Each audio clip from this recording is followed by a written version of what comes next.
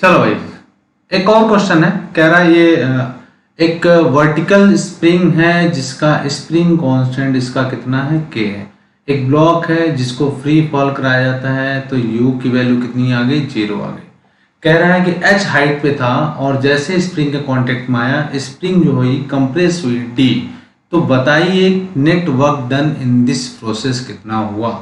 ये आपसे पूछा गया कि टोटल वर्क डन इस प्रोसेस में कितना हुआ, है ना। चलिए, इसमें एक रिलेशन भी पूछा जाता है, इन दोनों पे हम लोग बात करेंगे कि इसमें नेट वर्क डन किया हुआ और इसमें कौन सा हम लोग रूल लगाएंगे, सारी बातें हम लोग करेंगे। हम लोग जानते हैं work done by all the process is equal to change in kinetic energy, और इसको हम लोग बोलते हैं वर्क एनर्जी और कितना थ्योरम। थ्योरम ये हम लोग बात करते हैं, है ना, वर्क एनर्जी थ्योरम।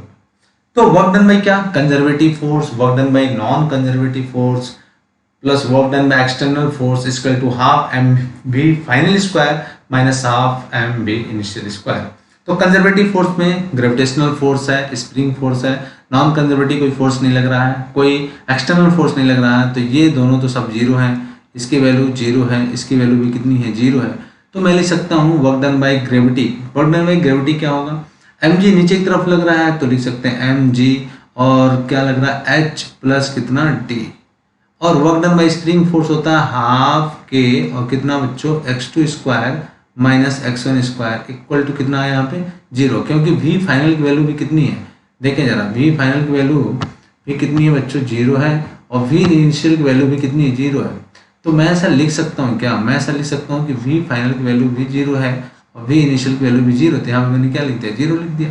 अब एक चीज़ आप देखें और, तो हम लोग क्या लिख सकते हैं, हम लिख सकते हैं क्या, यहाँ पे एम जी देखें जरा ध्यान से, एम जी और H plus D minus half k और एक्स टू की जगह पे कितना है, डी है, तो हम लिख सकते हैं डी स्क्वायर, और इनिशियल कितना है, जीरो था, तो जीरो का स्क्वायर करते तो जीरो ही होता है, इक्वल टू कितना बेटा, जीरो। क्या मेरी बातें समझ में आई? अगर समझ में आई तो ऐसे करना है, राइट।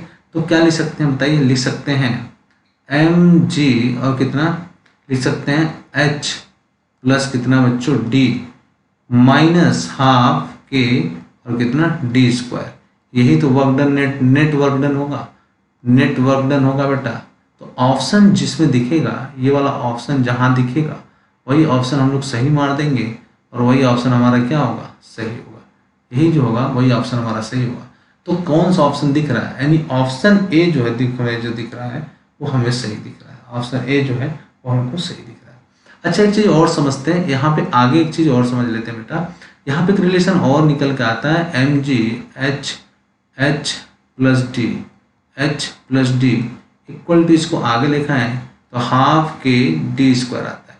तो एक रिलेशन ये भी आता है, एक रिलेशन ये भी आता है, या डी की जगह को ही हम लोग क्या बोलते हैं, एक्स मैक्स बोलते हैं, एक्स मैक्स, इसको हम बोलते हैं मैक्सिमम कंप्रेशन, इसको हम लोग बोलते हैं मैक्सिमम कंप्रेशन। तो एक अलग एक कॉन्सेप्ट बन जाता है, उस कॉन्सेप्ट को हम लोग बोलते हैं, इसको मैं थोड़ा कलर बदल लो ताकि आपको याद रहे बच्चों। तो हम लोग क्या लिखते हैं, m g h plus x max बोलते हैं इसको, एक्स मैक्स इक्वल टू कितना, हाफ के डी स्क्वायर या k x max square equal to, नीचे लिख लेते हैं हाफ के एक्स मैक्स का होल स्क्वायर। ये फार्मूला एक बन जाता है, इस फार्मूले को याद रखें, ये फार्मूला कई बार पूछा जाता है, ठीक है ना।